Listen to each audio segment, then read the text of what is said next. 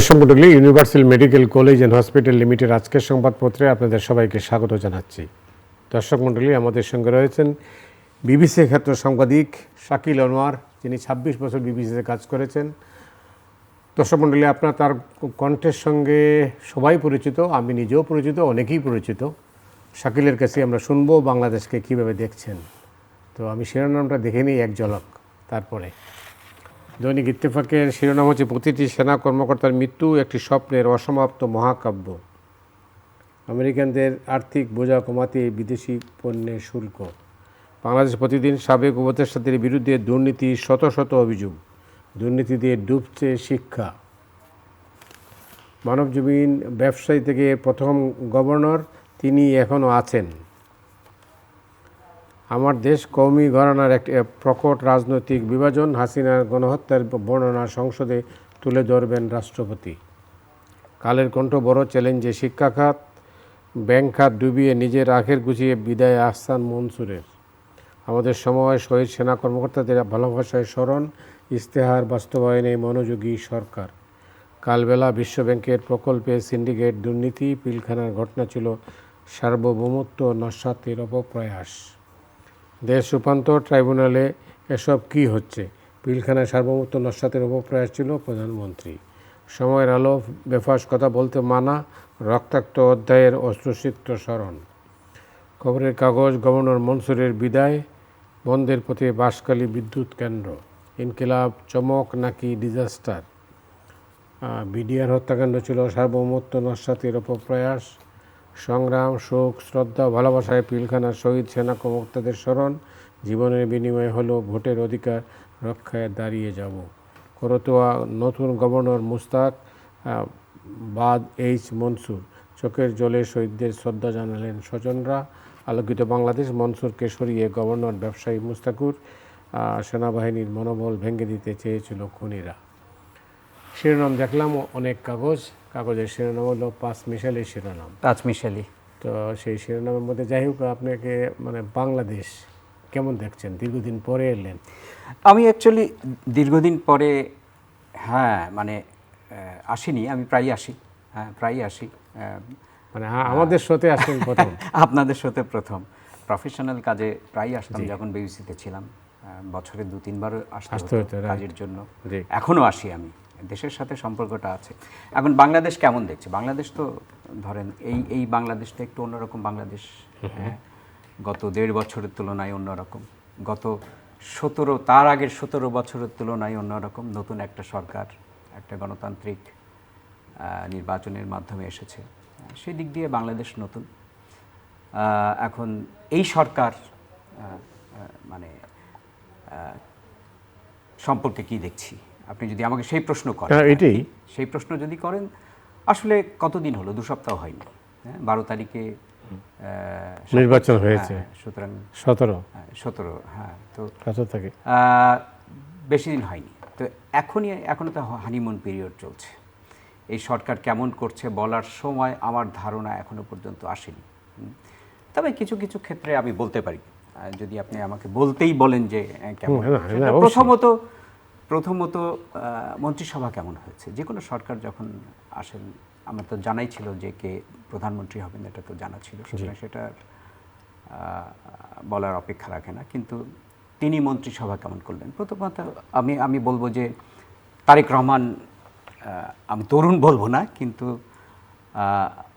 রাজনৈতিক ২০১৮ সাল থেকে তিনি দলটা পরিচালনা করছেন, কিন্তু দেশের বাইরে থেকে সরাসরি ছিলেন না। তিনি এক ধরনের ডিটাচমেন্ট ছিল, আপনি যেটাই বলেন না কেন। তারপর তিনি আসলেন এবং অল্প দিনের ভেতরে তিনি প্রধানমন্ত্রী হয়ে গেলেন এবং তাকে সরকার গঠন করতে হলো। তো আমি যদি বলি যে এক ধরনের এক্সপিরিয়েন্সের, অভিজ্ঞতার একটা অভাব ছিল তার, তাই না? রাজনীতিতে প্রধানমন্ত্রী হিসাবে তিনি কখনো মন্ত্রী হননি, প্রধানমন্ত্রী হয়েছেন সরাসরি এবং অল্প দিন দেশে আসার পরেই। তো আমার মনে হয়েছে যে সেটা রিফ্লেকশন বোধহয় একটু ছিল তার মন্ত্রিসভার গঠনের ভেতরে। আমার যেটা মনে হয়েছে, মন্ত্রী ধরেন পূর্ণমন্ত্রীদের অধিকাংশই তাদের কোনো এক্সপিরিয়েন্স নেই, আগের কোনো এক্সপিরিয়েন্স নেই মন্ত্রিসভায়। আমি দেখলাম যে স্টেট মিনিস্টার যারা হয়েছেন তাদের কারোরই নেই, সবাই মানে নতুন সব নতুন সবাই নতুন। সুতরাং তারা কি করবেন এখন একটু দেখার বিষয়। তারা হয়তো নতুন একটা জিনিস বলা যায় যে তিনি কেন নতুন মানুষজন নিয়েছেন বেশি, সেটা হয়তো তিনি নতুন নেতা, নতুন নেতা, নতুন প্রধানমন্ত্রী, তিনি সরকারে এসে হয়তো দলের ওপরে, সরকারের উপর তিনি অথরিটি এক্সার্ট করার একটা চেষ্টা ছিল, সেজন্যই হয়তো তিনি বেশি তরুণদের নিয়েছেন আমি বুঝতে পারছি। এবং এই তরুণরা হয়তো তাদের যোগ্যতা প্রমাণের একটা চেষ্টা, যেহেতু তারা নতুন, চেষ্টা থাকবে তাদের ভেতরে, সেটা আমি বুঝতে পারছি। কিন্তু সরকার চালানো, বিশেষ করে বাংলাদেশের মতো একটা দেশের সরকার চালানো, বাংলাদেশ তো এখন খুব কমপ্লিকেটেড দেশ, অনেক জটিল দেশ হয়ে গেছে, অনেক মানুষ, তাই না? বাংলাদেশ ওই অর্থে অনেক বড় দেশ, ছোট দেশ না, কিন্তু না, তা তো বটে, 18 কোটি মানুষের দেশ, সাইজে ছোট, সাইজে ছোট, অনেক মানুষের দিক থেকে বেশি। সুতরাং আমার মনে হয় যে এক্সপিরিয়েন্স একটা দরকার। এবং আরেকটা জিনিস সেটা হচ্ছে যে ধরেন বিদেশে, আমি যে দেশে থাকি ইউকেতে, একটা যেহেতু একটা কন্টিনিউইটি থাকে আর কি, সরকারের একটা কন্টিনিউইটি থাকে, সুতরাং যারা সরকারে নেই তাদেরও একটা প্রস্তুতি থাকে কিন্তু সব সময়, যে আমরা যদি সরকারে যাই কি করব, তাহলে আমরা কি করব, কে কে কোন মন্ত্রিত্ব দেখবে, একটা ছায়া সরকার থাকে, তাই না? এটা মানে ফলে তাদের কিন্তু একটা প্রস্তুতি থাকে। তিনি যদি নতুনও হন, তিনি কিন্তু গত 4 বছর ধরে তিনি যখন অপোজিশনে আছেন, তিনি কিন্তু জানেন তিনি যখন যদি যেতেন তাহলে কি করবেন তিনি। বাংলাদেশে তো ওই প্রস্তুতি থাকে না, তাই না? সুতরাং একেবারেই তারা নতুন করে সব বুঝতে হয়। তো সেটা দেখতে হবে তারা কতটা প্রমাণ করতে পারেন এটা। আর কিছু কিছু আমার একটু তাড়াহুড়া দেখতে পাচ্ছি। হ্যাঁ, একটা নতুন সরকার যখন আসে তখন তারা চেষ্টা করে, তাদের কিছু মানে তো এজেন্ডা আছে, তাই না? পলিটিক্যাল এজেন্ডা আছে, সেইটা ইমপ্লিমেন্ট করতে যেসব মানুষ দরকার তারা সেই জায়গাগুলো, প্রতিষ্ঠানে পরিবর্তন হয়, এটা সারা পৃথিবীতেই হয়। কিন্তু একটা তাড়াহুড়া দেখতে পাচ্ছি, খুবই তাড়াহুড়া। এবং আজকে সারাদিন যেটা হয়েছে, আজকে বলবো আমি গতকালকে দিনের খবর যেটা সেটা হচ্ছে যে কায়দায় সেন্ট্রাল ব্যাংকের গভর্নর চলে গেলেন এবং নতুন একজন নিয়োগ পেলেন, যে কায়দায় হয়েছে, সেটা আমার মনে হয় না খুব ভালো হয়েছে। এবং সেটা ফিনান্সিয়াল মার্কেট, দেশীয় বলেন আন্তর্জাতিক বলেন, এটা খুব ভালোভাবে নেবে বলে আমার মনে হয় না আর কি। একটা সেন্ট্রাল ব্যাংকের গভর্নর কিন্তু জাতাপদ না, হ্যাঁ। একজন মন্ত্রীকে সরিয়ে দেওয়া খুব সহজ, হ্যাঁ, বা একজন প্রসিকিউটরকে সরিয়ে দেওয়া সহজ, যেটা এমন কোনো সেন্সিটিভ বিষয় না। কিন্তু সেন্ট্রাল ব্যাংকের গভর্নর তো খুব সেন্সিটিভ একটা পোস্ট, খুবই সেন্সিটিভ পোস্ট। এবং তাকে যে কায়দায় সরিয়ে দেওয়া হলো, হ্যাঁ, সারাদিন আজকে বাংলাদেশ ব্যাংকে কোনো সংগ্রাম হয়েছে আর কি, মব তৈরি করে। তো মব নিয়ে এত কথা, হ্যাঁ, দেশের স্বরাষ্ট্রমন্ত্রী, নতুন স্বরাষ্ট্রমন্ত্রী, তিনি দেখলাম কোথায় বলেছেন 2 দিন আগে যে আর মব চলবে না, মব তৈরি করে। তো মব তৈরি করে সেন্ট্রাল ব্যাংকের গভর্নরকে সরিয়ে দেওয়া হলো, তাই না? মানুষ সেভাবেই দেখবে এটাকে, সেটা ভালো হয়নি। এবং নতুন যাকে নিয়োগ করা হলো, একজন ব্যবসায়ী, একজন গার্মেন্টস ব্যবসায়ী, ব্যবসায়ীদের কিছু স্বার্থ থাকে, তাই না? দেশের মানিটারি পলিসি কেমন হবে, ইন্টারেস্ট রেট কেমন হবে, এগুলো তাদের কিছু স্বার্থ থাকে। সেরকম একটা মানুষকে সেন্ট্রাল ব্যাংকের গভর্নর করা আমার মনে হয় না খুব নজির, বাংলাদেশে তো নেই, অন্য দেশেও খুব কম, শুনিনি। এটা কনফ্লিক্ট, সরাসরি কনফ্লিক্ট অফ ইন্টারেস্ট হবে। এবং আন্তর্জাতিক ফিনান্সিয়াল যে সিস্টেম, এটাকে কীভাবে নেবে, এটা দেখা দরকার। হ্যাঁ, যে জিনিসটা হচ্ছে, যেটা আপনি বললেন, একদিকে মব, একদিকে হইলো গভর্নর চলে গেলেন, একদিকে বা নতুন গভর্নর এলেন, এই তিনটাকে কিন্তু মানুষ দেখছে একসঙ্গে। এবং দেখেই বোঝা যাচ্ছে যে এটা ডিজাইন ছিল আর কি, যে একে সরে যেতে হবে, এবং আরেকজন তৈরি ছিলেন, তিনি সাথে সাথে নিয়ে নিলেন আর কি। যাই হোক, এটা না হলেই ভালো হতো। বাংলাদেশ প্রতিদিনের শিরোনাম আপনিও দেখেছেন যে সাবেক উপদেষ্টাদের বিরুদ্ধে দুর্নীতির শত শত অভিযোগ, প্রফেসর ইউনূস সহ। আমি যা ছবি দেখছি তাতে, তো এই দুর্নীতির অভিযোগ বাংলাদেশে তো আপনি জানেন যে দুর্নীতির অভিযোগে সরকার বারবারই পতন হয়েছে, কিন্তু এই নতুন সরকার আসলো, আগের সরকারের অবস্থা।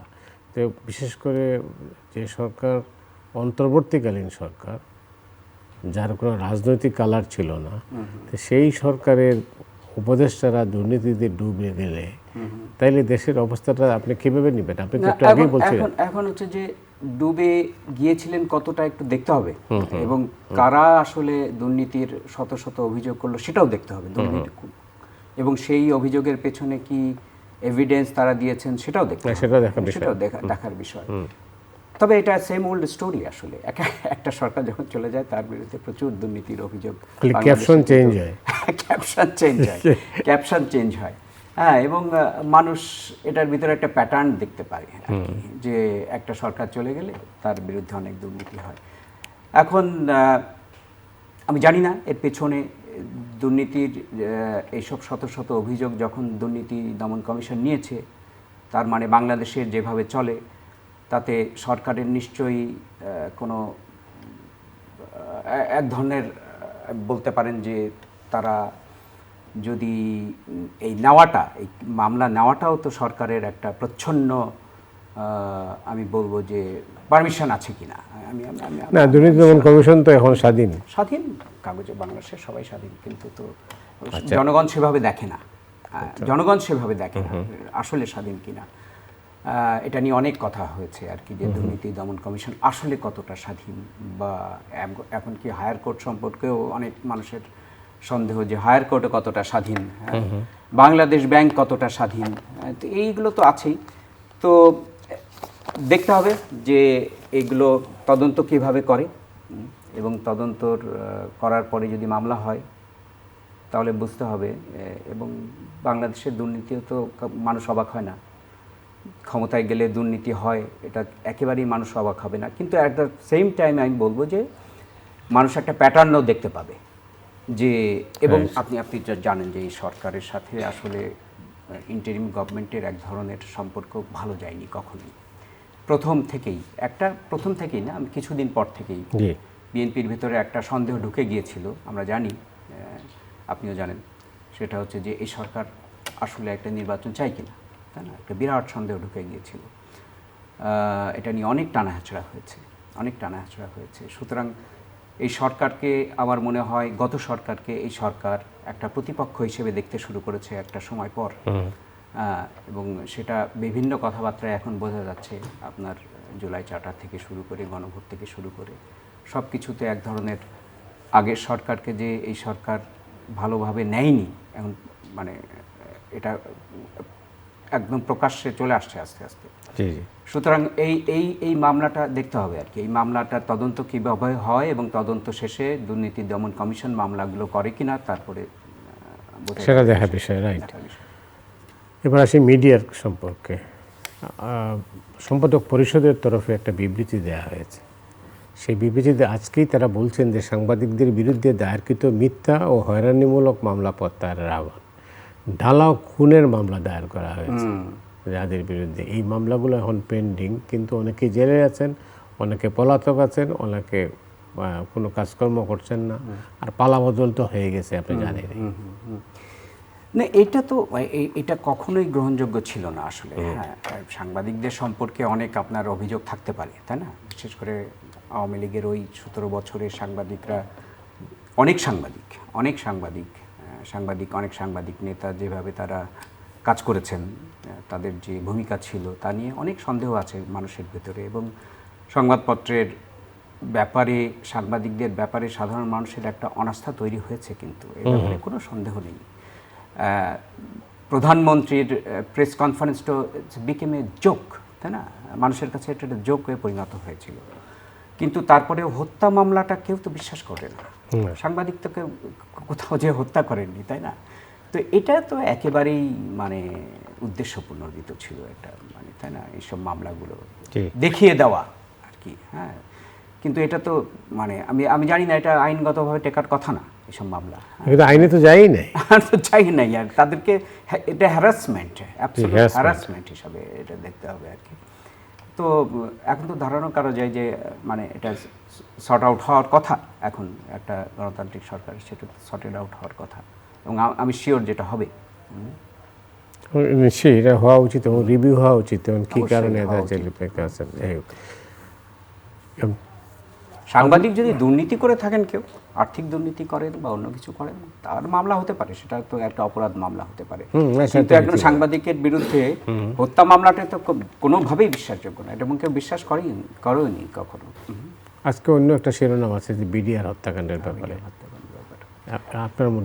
আপনি কীভাবে দেখেন এটাকে?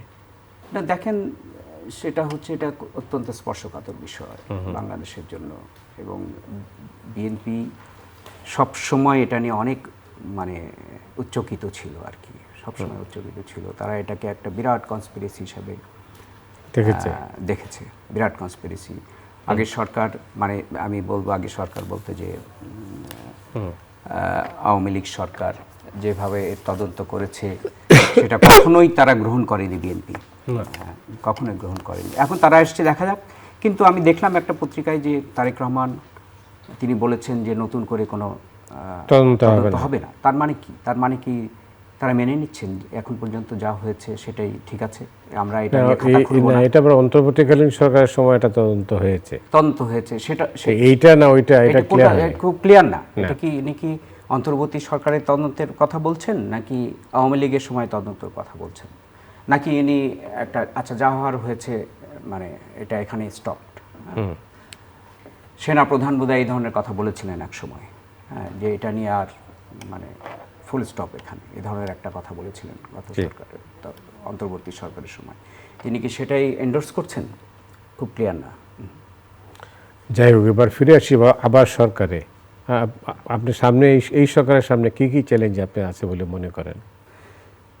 দেখেন, এই সরকারের সামনে চ্যালেঞ্জটা হচ্ছে সমস্ত সরকারের সামনে যা চ্যালেঞ্জ থাকে সবসময় সেই একই চ্যালেঞ্জ, সুশাসনের চ্যালেঞ্জ।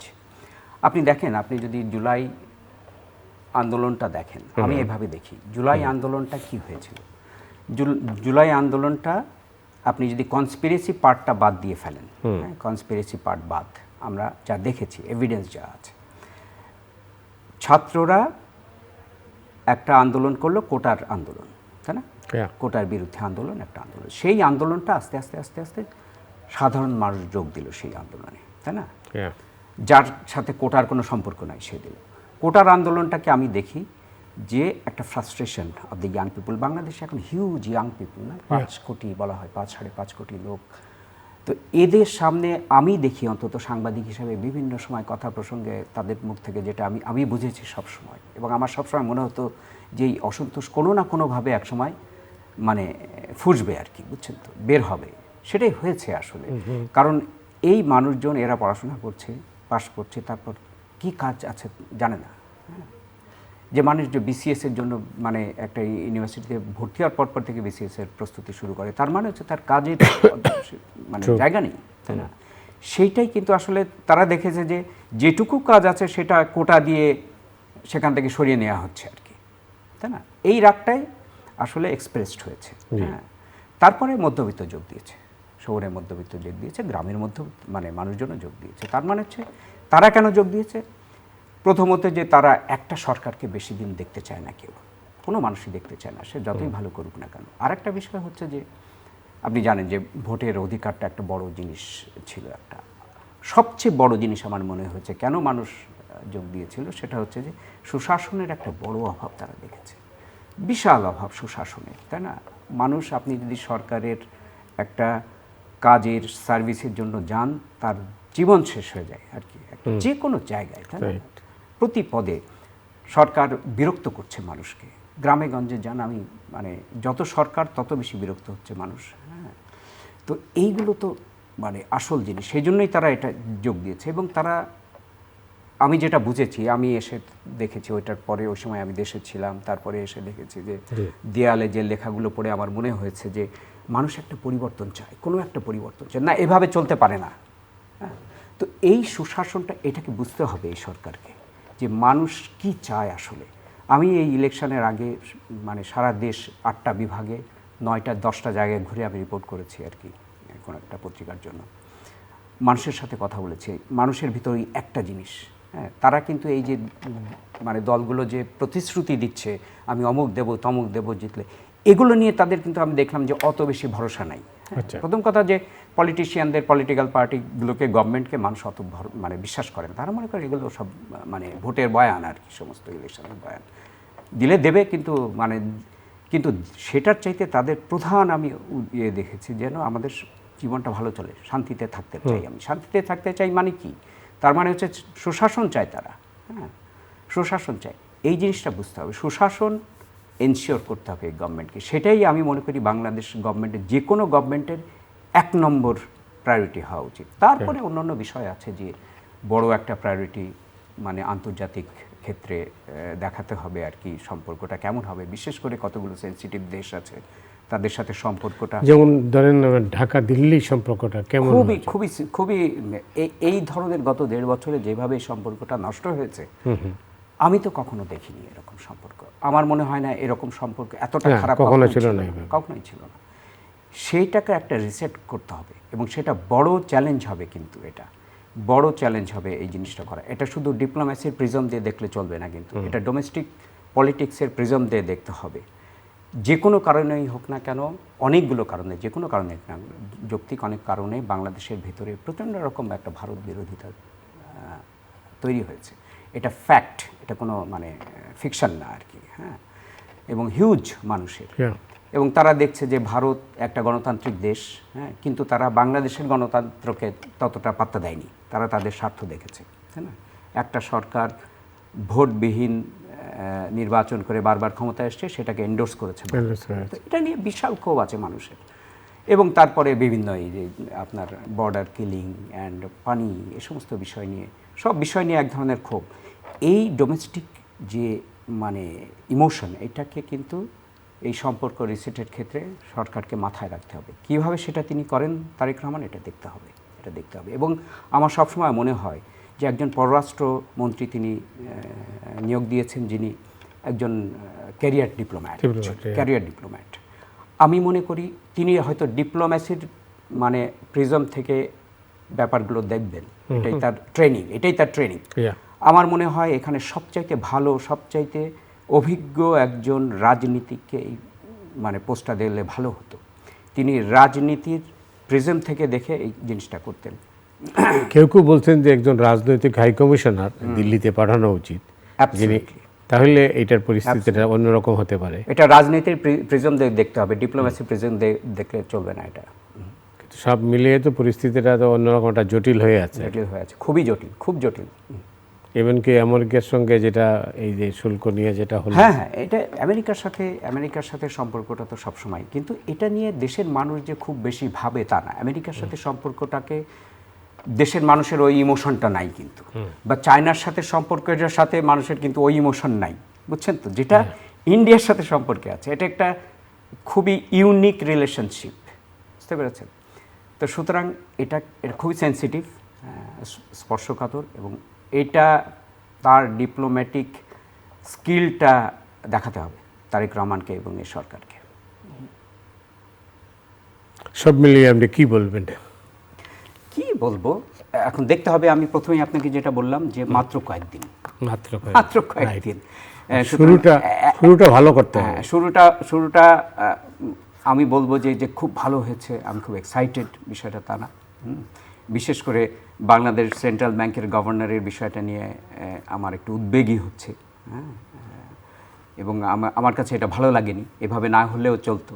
হ্যাঁ, সরকার অবশ্যই তার পছন্দের লোককে বসাবে, তার রাজনৈতিক একটা আপনার এজেন্ডা আছে, সেটাকে বাস্তবায়ন করতে হবে, কিন্তু তার তো একটা তরিকা আছে, সেই তরিকাটা একেবারেই মানা হয়নি বলে আমার মনে হয়েছে। এটা শাকিল, অনেক ধন্যবাদ। হাতে সময় নেই, অন্য একদিন কথা বলবো আপনার সঙ্গে। ধন্যবাদ। দর্শক, আজ এ পর্যন্তই। আপনারা সবাই ভালো থাকুন। শুভরাত্রি।